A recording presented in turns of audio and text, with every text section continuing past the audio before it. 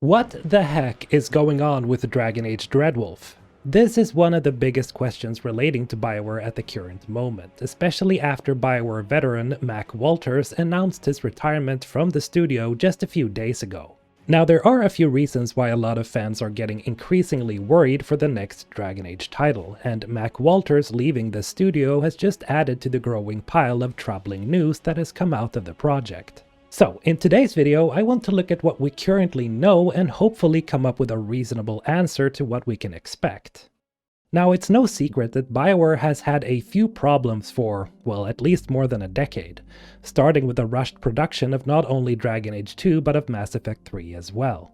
And despite a positive reception to Dragon Age Inquisition, Bioware's troubles have just snowballed with titles such as Mass Effect Andromeda, which was a game that was riddled with technical issues and some not very impressive writing, followed up by the much anticipated Anthem that, well, just in general made people wonder whether the renowned RPG studio would ever make a great title ever again.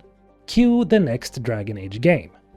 Dragon Age 4 has been in development since at least 2015, at that point being referred internally by Bioware as Project Joplin. However, because of how troubled the development for Andromeda and Anthem was, developers were shifted around to work on these titles instead, which essentially halted all progress on the next Dragon Age.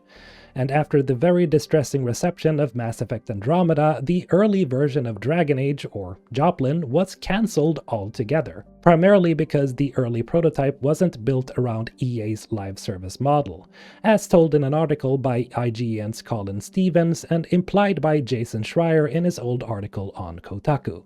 However, the project wasn't entirely dead, as some devs got to work on Project Morrison, which was essentially a restart of the entire Dragon Age 4 project, but this time it would use Anthem's code. You what? The good news to all of this, though, is that EA and Bioware decided to scrap the idea of in-game monetization and focus on making the next Dragon Age a high-quality single-player experience, something that quite literally every fan was asking for from the very beginning. However, it's not all sunshine and rainbows just yet, as there were more troubling news yet to come.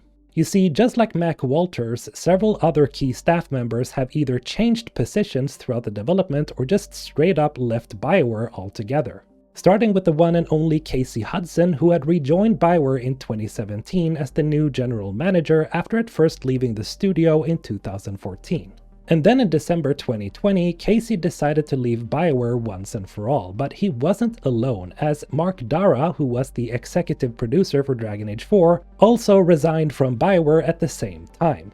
Christian Daly then stepped in to take over Mark Dara's role, but lo and behold, he also left in February 2022. Before that, the senior creative director, Matt Goldman, mysteriously left in November 2021, just a few short months before Christian Daly left. The reason for him leaving is still not known, but according to the current general manager, Gary McKay, Matt and Bioware had mutually agreed to part ways.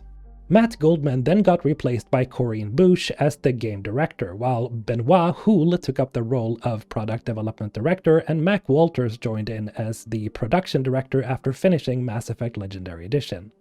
Up until the recent news of Mac Walters leaving Bioware, news has been pretty sparse on what's going on behind the scenes. But when it comes to actual game footage, Bioware released the first teaser in December 2018, which showed us an idol infused with the in-game material called Red Lyrium, and hinting towards both the title and the main villain of the game.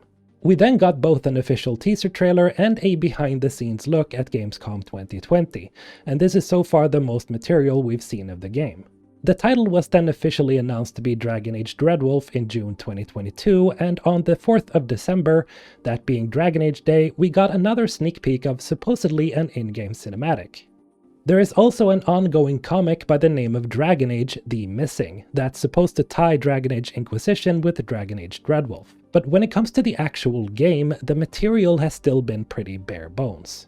And well, that's basically all the official material we've seen, and to be completely honest, it's not very much, especially if we look at what's been rumored going on behind the scenes. People like Tom Henderson and Jeff Grubb reported in early 2022 that there was no chance that Dragon Age Dreadwolf could release in 2022. And in his article on VentureBeat, Jeff Grubb reported that EA and Bioware was aiming for a 2023 release, but that we shouldn't expect anything sooner than a possible summer release. Now this very much stays in line with what we've seen, or well, not seen so far. EA has still not started marketing the game, and there have been no signs of it beginning anytime soon.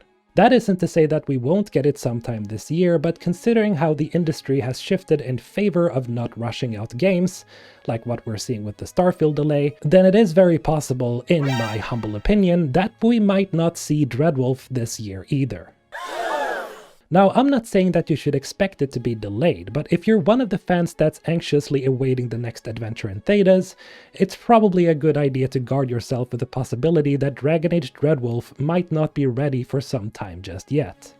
Now, some of you may have seen that I've said on Twitter that I'm not really worried about the actual development right now, and this is because Gary McKay informed us in October last year that the Dragon Age team had reached the alpha stage of development, specifically mentioning that Dreadwolf was by then playable from start to finish. Now, this bit of news has made me quite hopeful for the game, as this means that it's very close to being done in terms of production. As Gary stated in the blog post, there was still much work to do, but the foundation is done and it's been worked on for several months, as it's now almost February as of making this video. Meaning that no, you probably shouldn't be worried about the actual state of the game, in that it's probably not a huge mess. Now, yes, Mac Walters leaving Bioware could be a cause for concern, I'm not going to deny that, but if you look at his job title during Dreadwolf's development, a quick Google search will tell us that a production director is a business professional who supervises and manages all facets of a process or project related to production and distribution. They work to increase productivity and improve efficiency among a team or throughout the supply chain. Now, Mac Walters' role might have been a little bit different, but if we take this description at face value, then this could mean that the Dragon Age team is in no further need of guidance as they're finishing up production. In worst case scenario, this could be a slight hiccup for the finalization of the product, meaning that Bioware will have to replace him with someone new to oversee the final stages. To be completely fair though, it's just better if we wait for an official statement regarding Mac's departure, because right now it's hard to say exactly what effects this will have, but I still don't think that this is going to be a huge problem. In all honesty, I would say that I'm a little bit more concerned about the game having great writing, a cohesive story, memorable characters, and improved gameplay, as this is truly what matters at the end of the day. Will the direction they've taken make this a possible Game of the Year contender and be even better than former Dragon Age games? Or is it just going to fall flat on its face like we saw with Andromeda and Anthem? Hopefully this is the game that really puts Bioware on the map again and keeps the winning streak going after the success of Mass Effect Legendary Edition. But do let me know what you guys think in the comments below, and have a great day. Mr. Holton, signing out.